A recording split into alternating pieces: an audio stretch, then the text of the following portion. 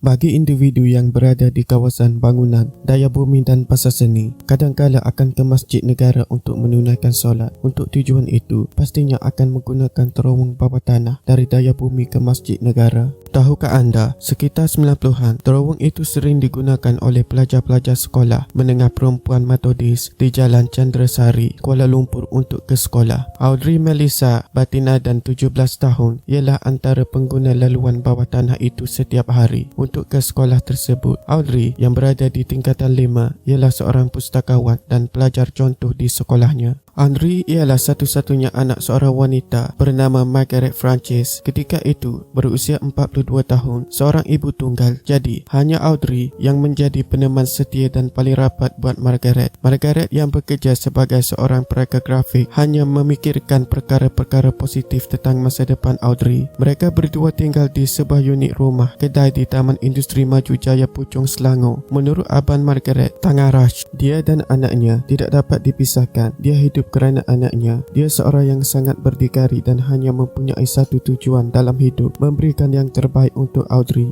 Ketika itu, Margaret dan Audrey baru berpindah ke Puchong dan mereka tinggal berdua di sebuah rumah kedai disebabkan persekolahan hanya berbaki sebulan dua sebelum Audrey menamatkan persekolahan menengah. Audrey tidak berpindah sekolah ke Puchong, sebaliknya berulang-alik ke dari Puchong ke Kuala Lumpur menaiki bas untuk pergi dan pulang dari sekolah. Setiap hari, Margaret akan menelefon ke rumahnya waktu tengah hari untuk memastikan Audrey berada di rumah setelah pulang dari sekolah. Pagi 17 Mei 1999, Audrey keluar dari rumah pukul 5.30 pagi untuk ke sekolah manakala Margaret bergerak ke tempat kerja. Audrey telah turun di stesen bas Kelang kemudian berjalan bersama seorang rakannya ke kompleks daya bumi. Di situ, Audrey dan kawannya berpisah arah. Dia dilihat rakannya melintas jalan dan berjalan di kaki lima melepasi British Council dan jalan masuk ke Bukit Aman. Dia dilihat mendekati terowong bawah tanah menghubungkan kompleks daya bumi dan Jalan Chandrasari, tetapi ia jarang digunakan oleh pelajar sekolah kerana penagih dadah dan gelandangan sering berlaga di situ. Namun, Margaret merasa hairan kerana hari itu tiada siapa yang mengangkat telefon sewaktu dia menelefon ke rumah. Margaret mula risau apabila mendapati Audrey juga tiada di rumah ketika dia pulang dari tempat kerja pada petangnya. Margaret terus menelefon adik-beradiknya yang tinggal di Kuala Lumpur untuk memaklumkan mengenai kehilangan Audrey dan mereka memulakan pencarian. Mereka menelefon beberapa orang rakan Audrey dan rakan-rakan memaklumkan yang Audrey tidak hadir ke sekolah pada hari itu. Tambah Tangaraj, itu sesuatu yang mengejutkan buat kami kerana Audrey tidak pernah potong sekolah, lagipun dia perlu menduduki peperiksaan pada hari tersebut. Dia tidak pernah ada masalah teman lelaki dan jika ada aktiviti kokurikulum atau melawat ibu saudaranya di bangsa atau Jalan Kelang Lama, dia akan beritahu ibunya. Margaret seterusnya telah membuat satu laporan polis berkenaan kehilangan Audrey di Balai Polis Puchong kira-kira pukul 6 petang itu dan satu usaha pencarian telah dilakukan sehingga jam 6 pagi berikutnya. Bagaimanapun, pada pagi itu, iaitu 18 Mei 1999, Margaret menerima panggilan telefon dari guru besar sekolah anaknya yang mayat Audrey Melissa ditemui bersebelahan satu pejawang Tenaga Nasional Berhad TNB di Jalan Kinabalu oleh seorang pekerja alam flora. Mayat Audrey ditemui masih berpakaian seragam sekolah, tetapi beg dan kasut sekolahnya telah hilang. Badannya penuh dengan lumpur dan tanah, manakala seluar dalam yang dipakai pelajar itu didapati diturunkan ke paras buku lali. Margaret sangat terkejut dan kecewa dengan kejadian itu hingga tidak mampu mengatakan apa-apa. Hasil laporan forensik, mayat Audrey mendapati terdapat luka di kepalanya menyemai kesan dipukul dengan batu. Dia juga telah dirogol dan kemudiannya dicekik hingga mati sebelum mayatnya dibuang di tepi pencawang tersebut. Keluarga Margaret terlalu kecewa dengan kejadian itu, mula membincangkan untuk menuntut keadilan buat Audrey. Tangaraj memberitahu pihak sekolah tahu bahawa terowong bawah tanah yang sering digunakan pelajar-pelajarnya berdekatan bangunan daya bumi berbahaya. Beberapa orang pelajar sekolah itu telah diganggu dan dirompak di situ sebelum ini. Apakah yang dilakukan oleh sekolah untuk memperbaiki keadaan? Bila dah jadi begini, baru sekolah hendak bermesyuarat dengan pihak polis. Sudah terlambat, bukan?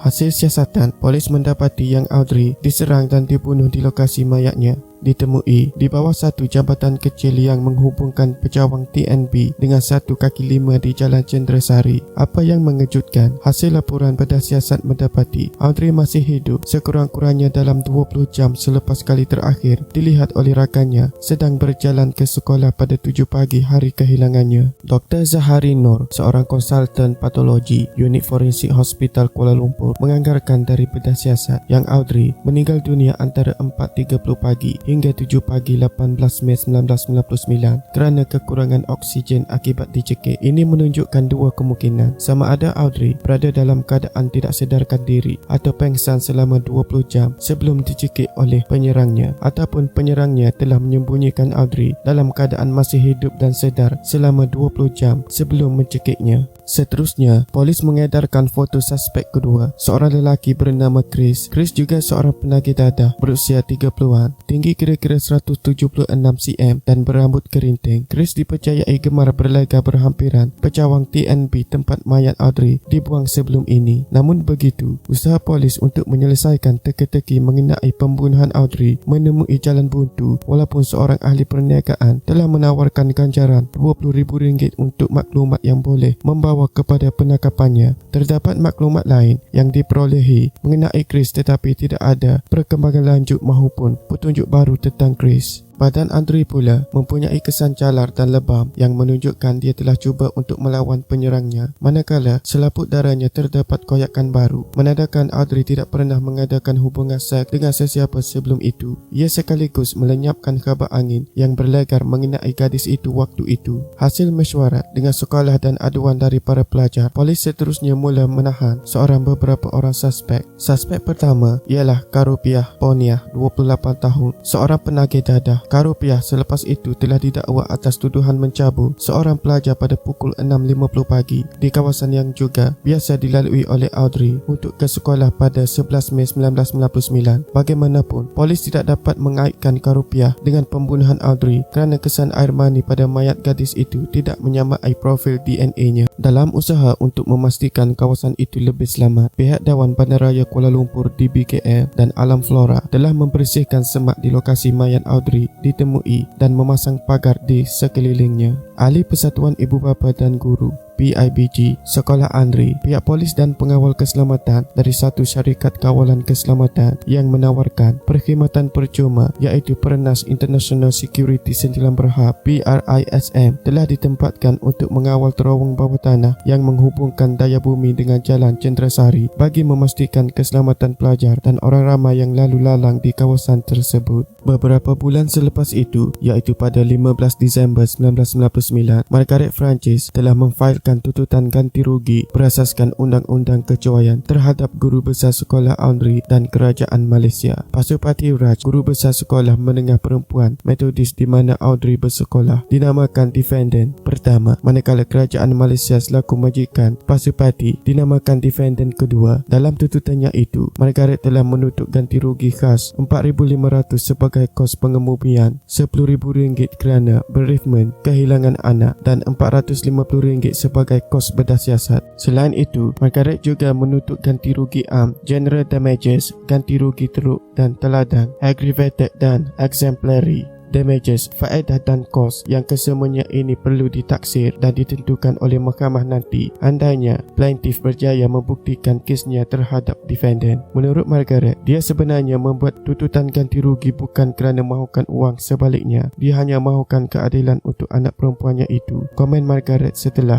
memfailkan tuntutan, "I just want justice. Saya hanya mahukan keadilan." Bagaimanapun, satu penyelesaian luar mahkamah telah dicapai antara Margaret dengan Pasupati dan Kerajaan Malaysia. Setahun selepas kejadian itu, satu sumber yang dekat dengan penyiasatan kes Audrey memberitahu, "Ya, kami telah menemui jalan buntu. Kami hanya akan dapat buat siasatan lanjut sekiranya terdapat bukti atau petunjuk baru. Kami masih mahukan maklumat dari orang ramai. Berilah apa saja maklumat." Tahun demi tahun berlalu, namun masih tiada perkembangan baru mengenai pembunuh Audrey. 7 tahun tahun selepas itu, iaitu pada tahun 2006, Margaret masih menuntut keadilan untuk Audrey dan mahu pihak polis menyiasat semula tentang kes itu dengan lebih aktif. Margaret berpendapat polis tidak berusaha bersungguh-sungguh untuk mencari dan menangkap pembunuhan Audrey. Aduan Margaret sampai ke telinga pengarah Jabatan Siasatan Jenayah Persekutuan Datuk Fauzi Saari yang telah mendapatkan fail kes Audrey. Fauzi tidak mahu memberikan harapan namun berjanji akan melihat semula kes tersebut. Bagaimanapun, dia berkata di pejabatnya di Bukit Aman ketika itu. Begini, sudah 7 tahun ia berlaku. Ia sukar tetapi bukan mustahil sekiranya ada kerjasama dari orang ramai. Sebagai seorang pegawai polis, saya sukar percaya tiada siapa yang menyaksikan Audrey diculik. Masa itu 7 pagi dan kejadian berlaku dekat dengan sekolahnya. Jalan itu sibuk dan digunakan oleh ramai pelajar lain. Mesti seseorang telah nampak sesuatu. Dia juga menambah yang Audrey juga mungkin tidak bernasib baik. Mungkin pelakunya ada masa 5 minit saja untuk tarik dia melalui terowong tersebut yang ditutupi semak. Fauzi tidak menolak kemungkinan bahawa ada pelajar yang nampak kejadian itu tetapi takut untuk tampil menjadi saksi ataupun ada saksi yang tidak mahu terlibat. Selepas 7 tahun, mungkin mereka lebih berani atau kesedaran telah timbul dalam diri mereka untuk membantu. Kata Fauzi, kes Audrey tidak pernah ditutup dan mereka mencari petunjuk baru dari masa ke semasa, malah mempertimbangkan memanggil semula saksi. Dia mengesahkan seramai 41 orang lelaki telah ditahan untuk membantu penyiasatan kes Audrey. Mereka dihantar untuk ujian DNA. Bukan saja kita ambil contoh darah, malah contoh air mani, tetapi semuanya tidak padan dengan air mani yang ditemui pada mangsa. Pada tahun 2014, Margaret Francis yang berusia 57 tahun sambil menangis telah membuat kenyataan pada FZ.com yang hidupnya kini tidak bermakna setelah kehilangan Audrey. Jika dia masih ada, mungkin saya akan bermain dengan cucu dan hidup saya akan bahagia dan gembira. Anak saya yang tersayang berusia 32 tahun dan saya tak dapat bayangkan apa yang telah dia capai dalam hidup. Sekarang, yang tinggal hanya hidup yang penuh kekosongan. Saya telah hilang arah hidup dan hanya wujud seperti mayat. Tujuan hidup saya kini hanya satu, iaitu mencari keadilan untuk anak saya Audrey. Saya hanya akan hidup tenang jika raksasa yang rogol dan bunuh anak saya ditemui. Saya tak boleh tidur dengan nyenyak walaupun selepas 15 tahun. Orang yang lakukannya mungkin tidur nyenyak di satu tempat dan mereka panggil ini keadilan. Kerana tidak dapat keadilan untuk anak gadisnya itu, Margaret hidup sukar. Dia diserang stroke pada tahun 2007 dan tidak dapat bekerja lagi selepas itu. Hanya hidup dengan pendapatan bulanan dari SOSO dan Jabatan Kebajikan Masyarakat. Sebelum itu, dia bekerja sebagai kerani di sebuah syarikat pembungkusan. Apa yang berlaku dalam hidupnya menyebabkan Margaret merasa terasing dari kawan-kawan dan saudara mara. Kini dia lebih suka dibiarkan sendiri. Kini saya hanya duduk dikelilingi dinding 4 segi rumah saya. Hanya ada gambar Audrey menemani saya.